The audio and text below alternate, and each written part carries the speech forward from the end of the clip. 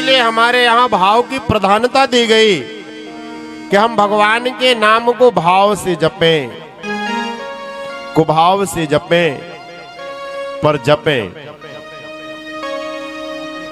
इसीलिए भागवत जी में आया सांकेत्यम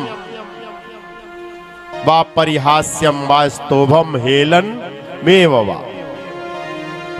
भाई बिजली चल रही है, तार चल रहा है, और तार यदि कहीं से कटा हुआ है तो उसको, बिजली को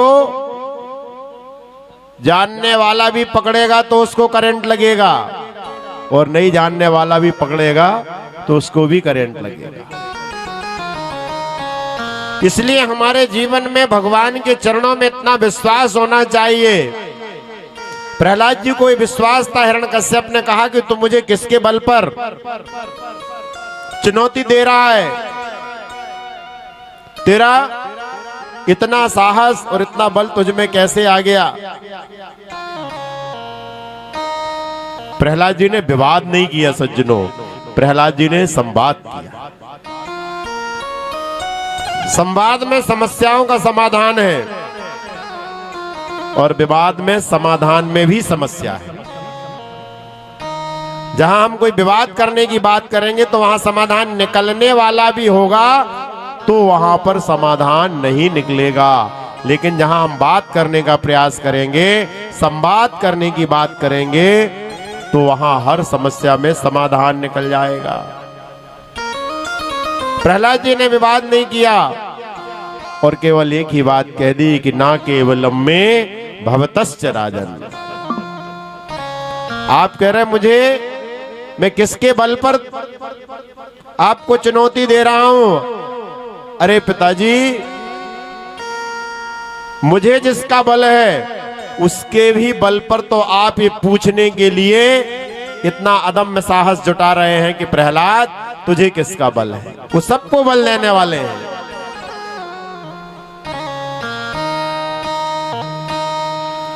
और जब इस तरह से कहा तो प्रहलाद जी से हिरण्यकश्यप ने कहा कि कहां है वो तेरा परमात्मा,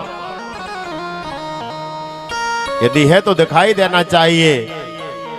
तो प्रहलाद जी ने भी बड़ी सहजता से कह दिया, अरे पिता तुम बावरे कहां बताऊं राम, मोह में तो में खड्ग खंभ में जित देखूं तित राम। अब आपको दिखाई नहीं देता तो इसके लिए हम क्या कर सकते हैं,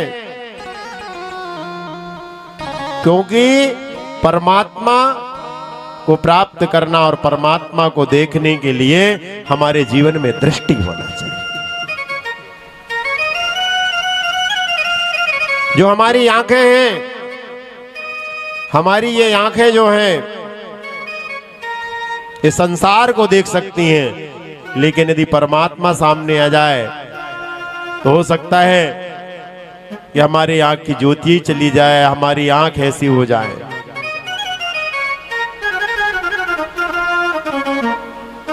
इसीलिए हमारे इस अध्यात्म जगत में ऐसे बड़े बड़े महामनीषी संत हुए, संत नामदेव जी दक्षिण भारत में हुए, उनकी दृष्टि देखिए।